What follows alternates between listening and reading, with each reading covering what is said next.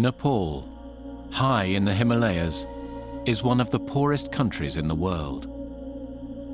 The mountains that define this landscape are proving to be a natural barrier to development, preventing electricity from reaching many of the people who live here, and literally keeping them in the dark. But a Canadian scientist has found a high-tech solution that could light up every corner of this country and offer people all over the Third World a brighter future.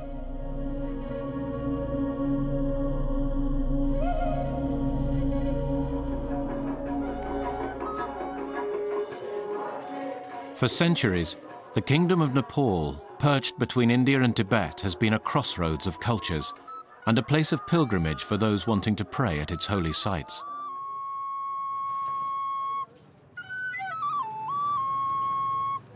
But away from the bustle of the capital, Kathmandu, the people of Nepal are facing a challenge: how to develop a country with few natural resources when 80% of the population lives in remote villages, often only accessible on foot.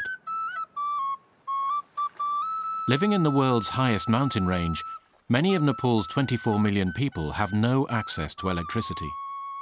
Days are short, and once the sun sets, they must find other ways to light their homes.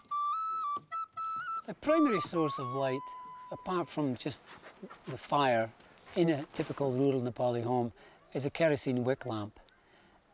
It doesn't give very much light, it's very smoky, it's unhealthy, it's very dangerous in fact. Many of them are just simple bottles, and if they do get knocked over, they basically become a Molotov cocktail. The kerosene also has to be got to the village, which means the villager has to travel someplace to get it. And kerosene can take anything from 10 to 30% of the annual income of some of these poor rural villagers.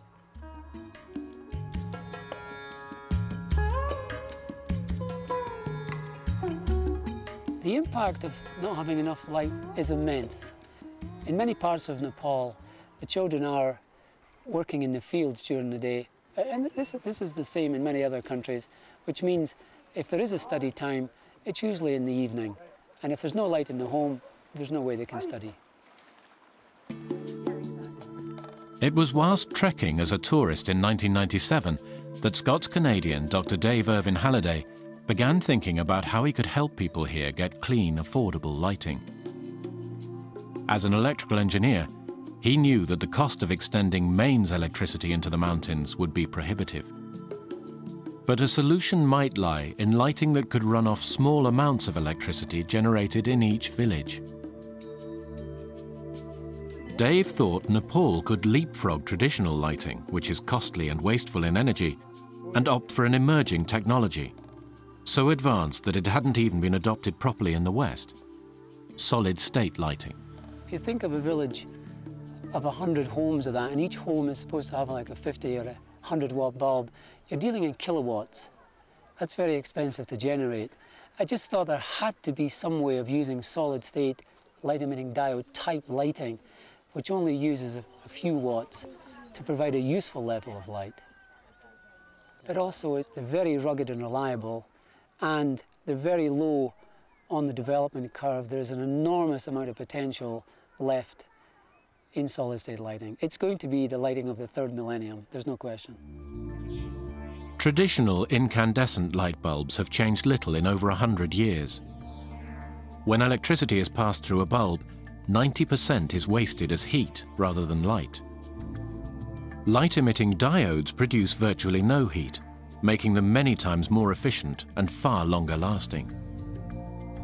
But until recently, LEDs could only produce small amounts of colored light, and so were only used as power indicators on everything from cassette players to computers.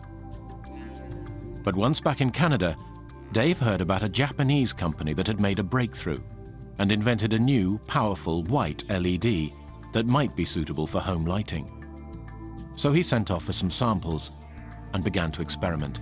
I'd have to say that probably one of the most meaningful experiences in my life was the day that we actually switched on our first white LED. We'd been in the lab for 5 minutes to let our eyes get dark. This was at 1/10 of 1 watt. And when we switched it on, I remember, like it were yesterday, saying to my technician, good God, a child could read with the light of a single diode. Armed with the first generation of white LEDs, Dave designed a simple lamp that could run off a portable battery and used less than 1 watt of power.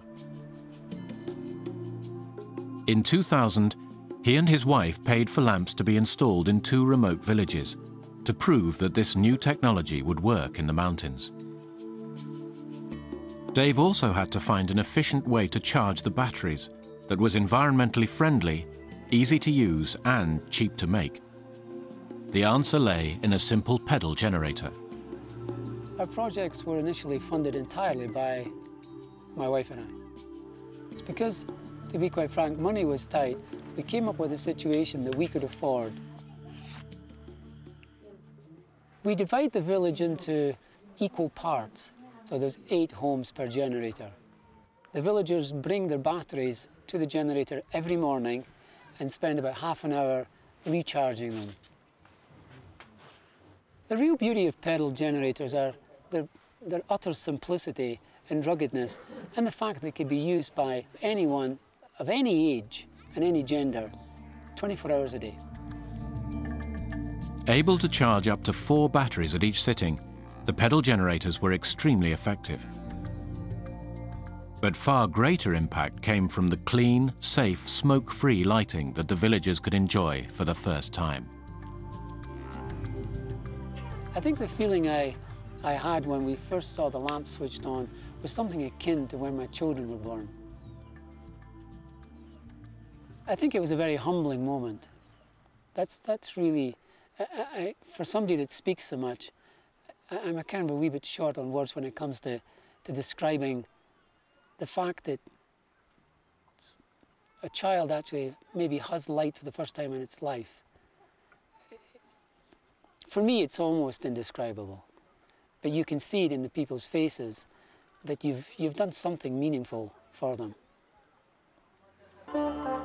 Encouraged by his success, Dave set up the Light Up the World project to spread his high-tech lamps throughout Nepal and beyond. But for a country where the average annual income is only $250, emerging technologies are expensive.